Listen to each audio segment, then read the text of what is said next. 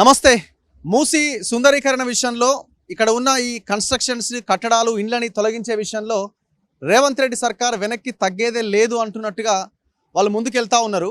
సరే, అల్టిమేట్గా మనం ముందు నుంచి చెప్తున్నది ఏంటంటే మూసీ ప్రక్షాళన జరగాలి. వాటర్ ఒకసారి చూడండి, మూసీ ముందు భాగంలోనే నిలబడి ఉన్నా. ఎక్కడైతే ఈ మూసానగర్ కావచ్చు, నేనున్న శంకర్ నగర్ కావచ్చు, ఈ బస్తీలన్నీ కూడా ఇక్కడ ఉన్న ప్రజల్ని ఖాళీ చేసే ప్రయత్నం చేస్తున్నారు. కానీ ఇక్కడున్న ఈ పేద ప్రజలని సంతృప్తి పరిచిన తర్వాతనే, వాళ్ళు సాటిస్ఫై అయిన తర్వాతనే వాళ్ళని ఖాళీ చేయాలి. అండ్ వాళ్ళు ఏది కోరుకుంటే అది ఇచ్చిన తర్వాతనే, అది ఉపాధి కావచ్చు, వాళ్ళకున్న ఇల్లు కావచ్చు, ఏ రకమైన వాళ్ళ అవసరాలైనా సరే అవన్నీ తీరిన తర్వాతనే మీరు ఈ ప్రక్షాళన కానీ సుందరీకరణ కానీ ఆ విషయంలో ముందుకెళ్లాలని మనం ముందు నుంచి మాట్లాడుతున్నాం. సరే, కొన్ని ఇండ్లకు స్టిక్కర్లు వేసి ఆర్బిఎక్స్ అని ఆ ఇంటి గోడల మీద రాసి వీళ్ళందరికీ డబుల్ బెడ్రూమ్ ఇస్తామని చెప్తున్నారు. కానీ ప్రజలు ఇక్కడున్న ఎవరైతే నిర్వాసితులు ఉన్నారో వాళ్ళంతా మాకు కేవలం డబుల్ బెడ్రూమ్ ఇస్తే సరిపోదు, మేము ఇదే ప్రాంతంలో ఉండి ఇదే ప్రాంతంలో ఏదో ఒక పని చేసుకొని బతుకుతున్నాం, మరి వేరే ప్రాంతానికి మమ్మల్ని తరలిస్తే అక్కడ మాకు ఉపాధి సంగతి ఏంటి అని అడుగుతున్నారు.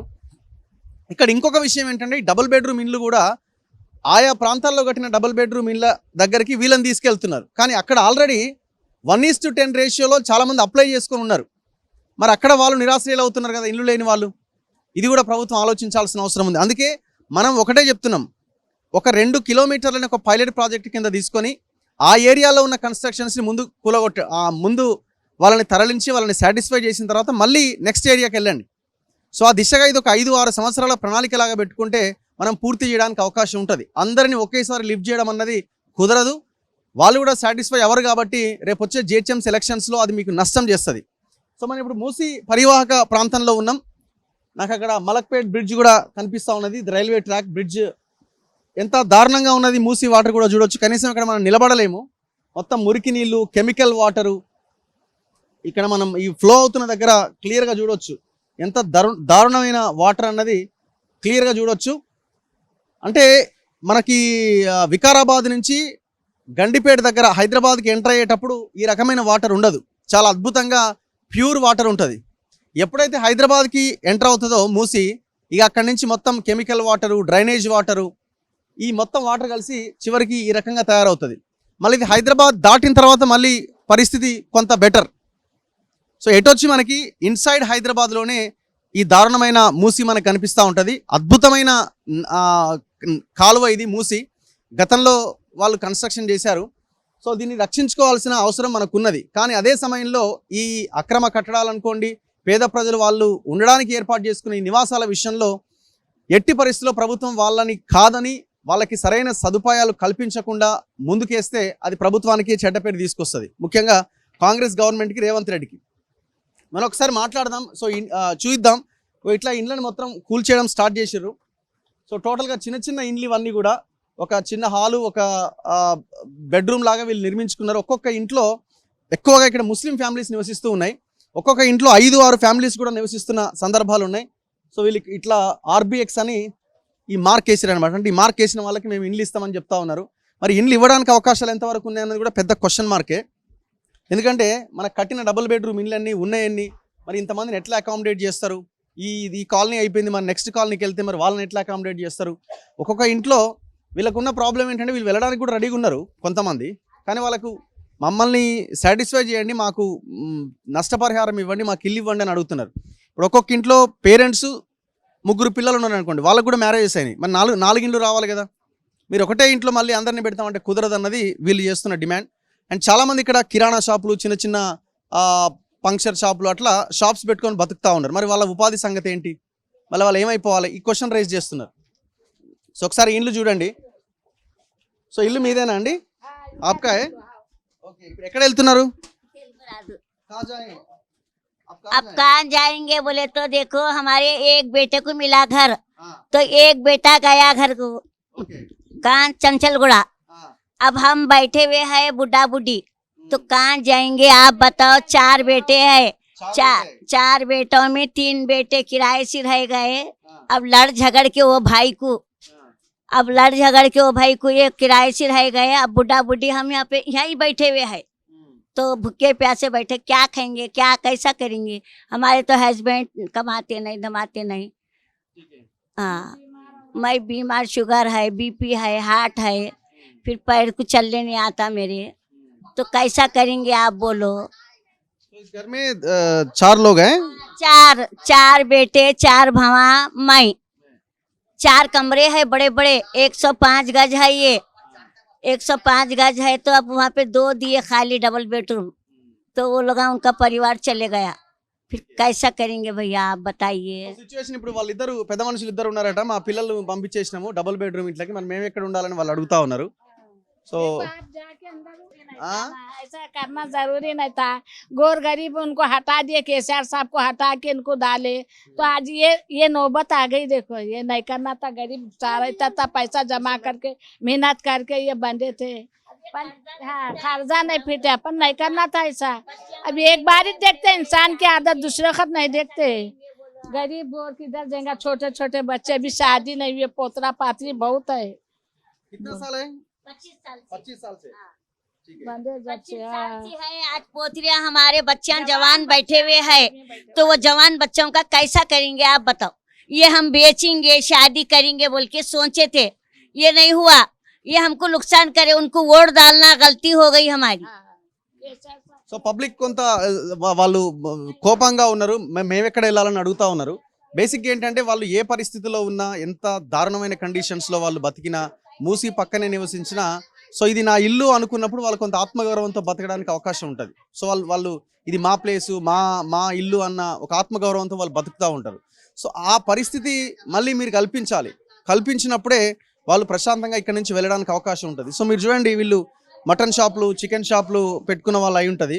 మనకు అక్కడ మొద్దులు అవి ఇవి కనిపిస్తూ ఉన్నాయి. మరి ఇట్లాంటి వాళ్ళు ఎక్కడ వెళ్ళాలని వాళ్ళు క్వశ్చన్ రైజ్ చేస్తూ ఉన్నారు. సో మొత్తం టోటల్గా అన్ని ఒక్కొక్క దగ్గర పక్కపక్కనే ఈ బస్తీ అంతా కనిపిస్తూ ఉంది.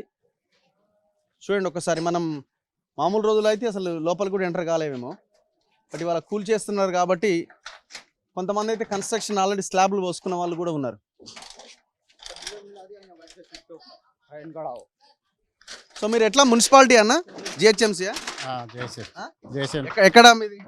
ఇక్కడ మన ఈసీఎల్ నుంచి వచ్చాం. ఈసీఎల్ నుంచి వచ్చారు. మీకు ఎట్లా డబ్బులు ఎట్లా ఇస్తున్నారు? ఈ రోజే ఫస్ట్ వచ్చిన, ఏమి ఇస్తారో ఏం కథ తెలియదు ఇంకా మనకు. మిమ్మల్ని ఎట్లా కాంట్రాక్టర్ తీసుకొచ్చిండా లేదు మీకు ఎట్లా? అడ్డ మీద ఉంటే పట్టుకొచ్చి ఎంతసేపు చేయాలా మీరు ఇప్పుడు? 5 గంటల వరకు చేయాలి. ఎన్ని రోజులు అని చెప్పారు? ఇవాళ ఒక రోజే అని చెప్పారు. ఒక రోజు అని చెప్పారు. ఎట్లా కూల కొడుతున్నప్పుడు ఏమంటున్నారు జనం? ఏమైనా ఇబ్బంది పెడుతున్నారా? ఇబ్బంది పెట్టరా, ఇక వెళ్ళిపోండి ఇక్కడికి వెళ్ళి గడపారేసుకు వస్తామంటారు మాకే. మరి మేమే బాధపడుతున్నాం కదా, మాకు ఏదో పని ఉందని తోలుకొచ్చి ఈ పని చేపిస్తారు. సో మీకు వేరే పని ఉందని తీసుకొచ్చిరా? వేరే పని అని తోలుకొచ్చి ఇక్కడికి వచ్చినాక ఇల్లు పెట్టిరు. తీసుకొచ్చింది ఎవరు మిమ్మల్ని?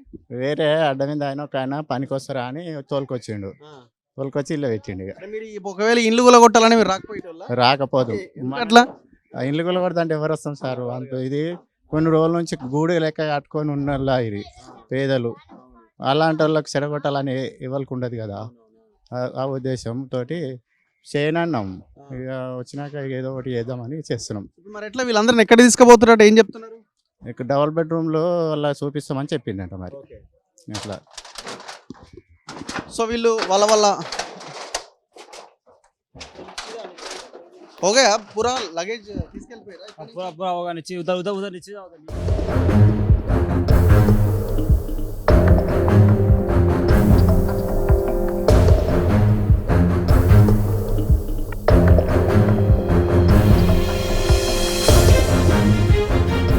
కిదరమ్మా అందరికి చెప్పిరా?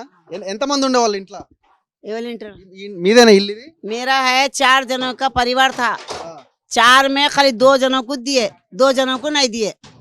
अब वो इतने रूमा है, उसमें सामान भर दिया। यहाँ हम लोग रोड पे सोते हैं बसों के नीचे, क्या करते? कहाँ जाए? दो आदमी अभी 2 कहाँ जाना, वो लोगों को नहीं दिए।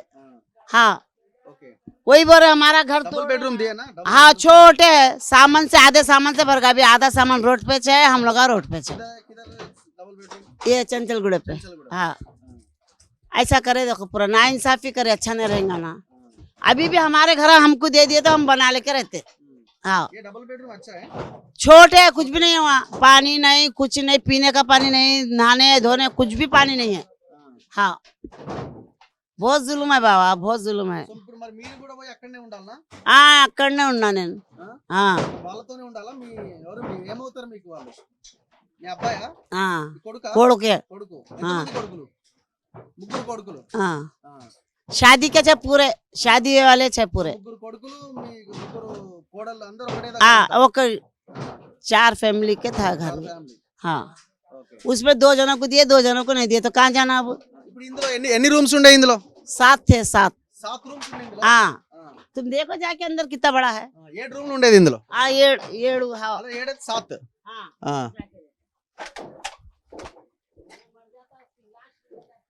సో ఆమె చెప్తుంది ఏంటంటే మొత్తం వాళ్ళు ముగ్గురు కొడుకులట, ముగ్గురు కొడుకులు, ముగ్గురు కోడన్లు వాళ్ళు, అంటే మొత్తం ఒక 7-8 మంది ఇందులో ఉండేవాళ్ళట. ఇందులో 7 రూమ్స్ చేసుకున్నారట వీళ్ళు. 7 రూమ్స్ చేసుకున్నారు. మొత్తం ఇక్కడ వాళ్ళకి సంబంధించిన ఇవి ఖరాబ్ అయిన వాషింగ్ మిషన్లు, టేబుల్స్ ఇవన్నీ కూడా వాళ్ళు వదిలేసారు. ఇక కొన్ని ఖరాబ్ అయినా వదిలేసారు, ఇక మంచుకునే తీసుకెళ్ళిపోయారు.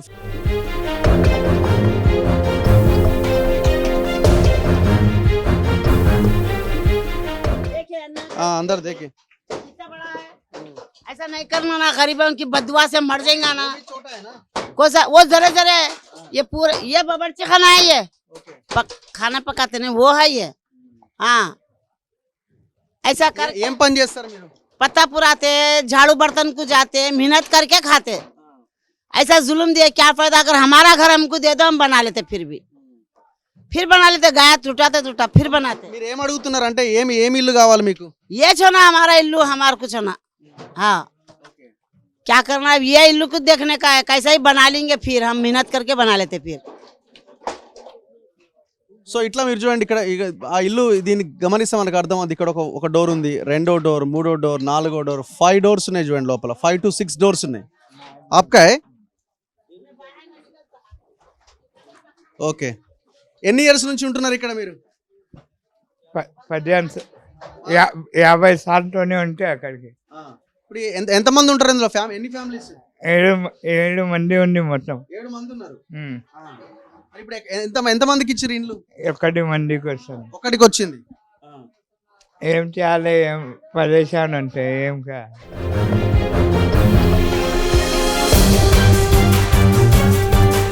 సో వీళ్ళ జీవితాలు చాలా ఘోరము. ఎందుకంటే ఈ చిన్న చిన్న ఇండ్లల్లో ఒకే వాష్రూమ్ ఉంటుంది. అదే వాష్రూమ్లో మొత్తం ఫ్యామిలీస్ అంతా రన్ చేస్తున్నారు.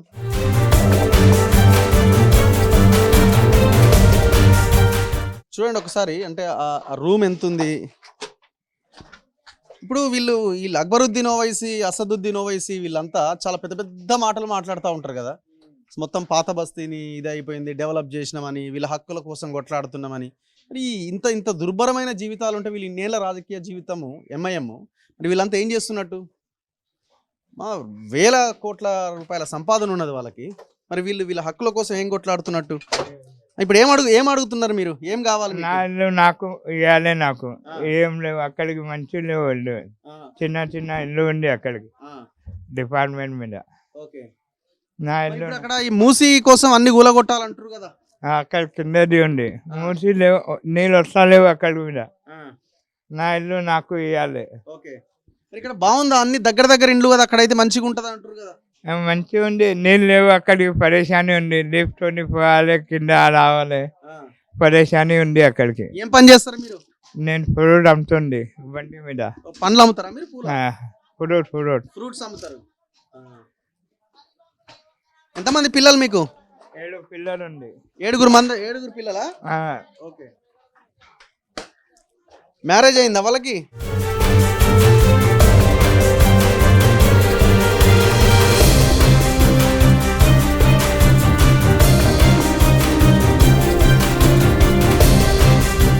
ఎవరిది పాప? ఓకే. మరి ఇట్లా తీసుకెళ్ళకపోయారు అక్కడికి? रोड पे सो जाएंगे, क्या करते अब? हाँ उन्हें मर गया बोल को उसकी लाश पे रोड पे सो जाएंगे हम लोग बच्चों को लेकर। क्या करेंगे? ఇల్లు ఇవ్వలేదమ్మా మీకు? గర్ లేదు మాకు ఇల్లు ఎందుకు ఇవ్వలేదు? ఇల్లు లేదు ఇక్కడ? లేవు। ఓకే. మరి పాపని ఎక్కడ తీసుకెళ్తున్నారు? మా అత్త ఉన్నది ఇక్కడ, అత్తది ఈ చూడు ఎట్లయింది అత్తది। అక్కడ ఇల్లు ఇచ్చినట్టు కదా, డబుల్ బెడ్రూమ్ ఏదో. ఓ, 2-3 కోడలు ఉంటే ఎట్లా ఉండాలా నువ్వే చెప్పు సార్. అవును. ఆ? ఒకటి ఇచ్చిరా? ఒకటి 2 బెడ్ రూమ్ ఇచ్చింది మాకు. అది ఒక్క కోడలే ఉంటది. ఇంకా వాళ్ళు ఎటు ఉండాలా నేను బయటకి మొత్తం ఇల్లుతోనే సొంతం మాకు బయటకు చేసిన ఎటు పోవాలా నువ్వే చెప్పు మాకు. అవు ఎట్లా చేయాలని నువ్వే చెప్పు మాకు అర్థమే అవుతలేదు. అది क्या बोलते वो सरकार हमको घर के बाहर रखा दे रहा. हमको सरकार दिया तो घर हम रहते ना. सरकार दे रहे तो 2 रूम का दे रहे हमको. दूसरे भाव कहाँ जाना. वो మొత్తం ఎంతమంది మీరు టోటల్? 4. నలుగురు ఒకే రూమ్ లో ఉంటున్నారు అక్కడే ఆ డబుల్ బెడ్రూమ్. అవు ఏం చేయాలనా. సో ఒకసారి ఇంకా లోపలికి వెళ్తే మొత్తం ఇక్కడ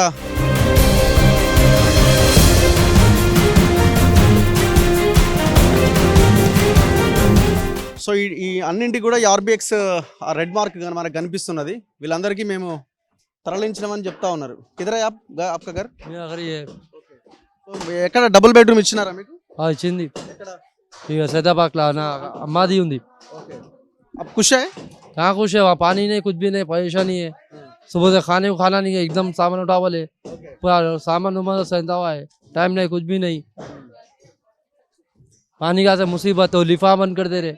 और हमारी तबीयत का दुनिया की खराब है थी, पैरा हाथों में दर्द है. ఏం పని చేస్తారు మీరు? हम ना हमारी काम करते था. సో ఇట్లా వాళ్ళు మిగిలిన ఏదైతే చిన్న చిన్నవి ఉంటాయో అవన్నింటిని తీసుకెళ్ళిపోతున్నారు. ఇంకా ఏం అవకాశం లేదు కాబట్టి సో వాళ్ళకి ఇచ్చిన చిన్న డబుల్ బెడ్రూమ్లో వీళ్ళు ఇవన్నీ ఇప్పుడు సెట్ చేసుకోవాలి. ఇంకా చాలా మందికి ఇల్లు రావాల్సిన వాళ్ళు కూడా చాలా మంది ఉన్నారు. మరి వీళ్ళందరిని ఎట్లా అకామిడేట్ చేస్తారన్నది చూడాలి.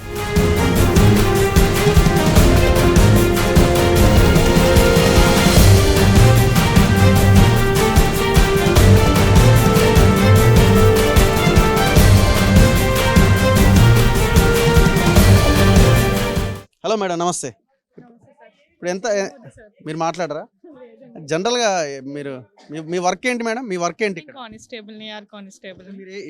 మీరు ఎవరైనా ఉమెన్ వస్తారు కదా అడ్డుకోవడానికి, వాళ్ళకి ఇబ్బంది అయ్యి ఇల్లు గూల కొడుతున్నారని వాళ్ళ ముందు పడకుండా అట్లా వర్క్ ఆపకుండా ఇట్లాంటి వాళ్ళకి ఎట్లా తీసుకెళ్తున్నారు మరి?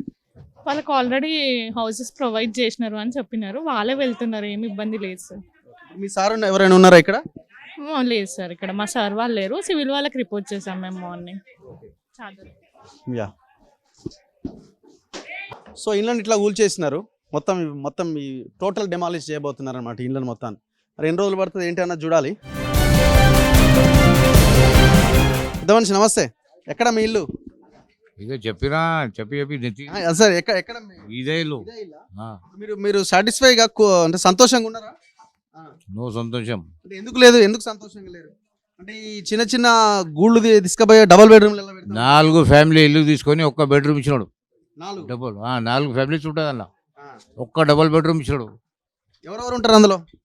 నా బిడ్డ ఉంటుంది, 3 కొడుకులు ఉంటారు. ఆ బిడ్డ పేరు మీద ఉంది, ఆ బిడ్డకే ఇచ్చిన. మళ్ళీ 3 కొడుకులు ఎక్కడ పోవాలి? సామాన్ మొత్తం బయట పెట్టుకొని కూర్చున్నాను. ఇప్పుడు మీరు ఏమడుగుతారు? ఎన్ని ఇండ్లు అయితే మీరు సంతోషంగా ఉంటారు? అందరికీ రావాలి కదా, మంచిగా కూడా. నలుగురిది ఉంది అది, 3 కొడుకులు కష్టపడి ఇల్లు కట్టినాం. అది బిడ్డ పేరు మీద పెట్టినాం. బిడ్డకి ఒక్క బిడ్డకే వచ్చింది అది. 3 రోడ్డు మీద. బిడ్డకి కూడా లేదు కదా? బిడ్డకి డబుల్ బెడ్రూమ్ వచ్చింది. డబుల్ బెడ్రూమ్ వచ్చింది. 3 కొడుకులు ఎక్కడ పోవాలి ఇప్పుడు? డబుల్ బెడ్రూమ్లు ఎట్లున్నాయి? అది చిన్న సామాన్ పెడితే మనం బయట పడుకోవాలి రోడ్డు మీద, అంతే. మరి ఏం హామీ ఇచ్చారు మీకు? అంటే ఏం చేస్తాం అని మిమ్మల్ని అందరిని ఇక్కడి నుంచి తీసుకెళ్ళారు? మంచికి అందరికీ అది డబుల్ బెడ్రూమ్స్ అందరికీ ఇస్తాం, అన్ని ఫెసిలిటీస్ ఇస్తాం అన్నీ చెప్పినాడు. ప్రస్తుతానికి వెళ్ళండి, ఇప్పుడు ఇంక ఇస్తామని అన్నారా? లేదు, ఏం చెప్తలేదు. ఒక్క పేరు ఏమంటారు, ఇల్లు ఒక్క పేరు మీద ఉంటే ఒక్కటే ఇస్తాం. కానీ జాయింట్ ఫ్యామిలీ అది, జాయింట్ ఫ్యామిలీలో. మీరు ఇప్పుడు ఈ కాలనీలో శంకర్ బస్తీ, ఇది శంకర్ నగర్. ఇప్పుడు ఇంట్లో ఒక్కొక్క ఇంట్లో ఎంతెంత మంది, ఎన్ని ఫ్యామిలీస్ ఉంటాయి? ఉన్నాయి 4 ఫ్యామిలీస్ ఉన్నాయి, 5 ఫ్యామిలీస్ ఉన్నాయి, 6 ఫ్యామిలీస్ ఉన్నాయి, 7 కూడా ఉన్నాయి. ఇప్పుడు ఒక ఆల్రెడీ దీని 156 గజం అది, దానికి ఒక డబుల్ బెడ్రూమ్ ఇచ్చాడు. ఇప్పుడు మీరు ఎలక్షన్లు అందరూ ఓట్లేస్తారు కదా, మీరు కూడా ఓటేసి ఉంటారు కదా, మరి మీరు ఎప్పుడు అడగలేదా మా బతుకులేంది మూసి పక్కన చిన్న చిన్న రూములల్లా ఒక్కొక్క ఇంట్లో 7-7 ఎట్లుండాలి అని ఎప్పుడు మీరు క్వశ్చన్ చేయలేదు? అదే ఆయనకు ఓటేసి చాలా తప్పు చేసిన మా ఈ ఓటేసేందుకు ఈ పని చేసాడు ఆయన. ఇప్పుడు మీ కమ్యూనిటీకి చెందిన ఇప్పుడు అసదుద్దీన్, అక్బరుద్దీన్ వీళ్ళంతా ఏమైపోయింది? వాళ్ళందరూ బేకార్. మీది ఎక్కడ ఇల్లు? మాది అక్కడ నా ఇల్లు కిరాయికి, రోడ్డు మీద ఉన్న సామాన్ సగం రోడ్డు మీద ఉన్నా, సగం రోడ్డు మీద ఉన్నాం. ఎక్కడ ఉండాలి? నా ఇల్లు సొంతం లేవు. ఓనర్కి ఇల్లు దొరికిన కిరాయిలో ఎక్కడ పోవాలి? ఇది లేవా? ఎవరు అడగటోళ్ళు లేవు, ఎవరు పట్టించుకునేవాళ్ళు లేవు.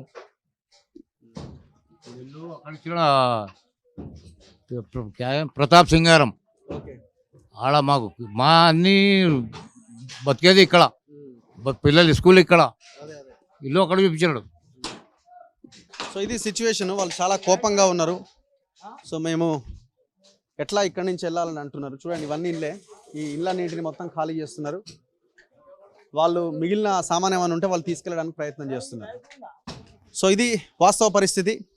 మొత్తం ఏళ్ళు చూసినా అంతే ఇట్లా నెంబర్స్ చేస్తున్నారు. 94, ఇది 95, అంటే దగ్గర దగ్గర ఇక్కడ ఒక 100 ఆ పైన ఇండ్లు ఉన్నట్టుగా మనకు కనబడతా ఉన్నది. 100 ఆల్మోస్ట్ 160, 160 ఇండ్లు ఏదో ఉన్నట్టునే. ఒక్కొక్క ఇంటికి RBX అని రేసి కింద నెంబర్ వేస్తూ ఉన్నారు. సో గవర్నమెంట్ ఒకటే ఆలోచించాలి. ఇప్పుడు ఎన్ని ఫ్యామిలీస్ అవుతున్నాయో వాళ్ళకి ఖచ్చితంగా ఇండ్లు ఇవ్వాల్సిందే.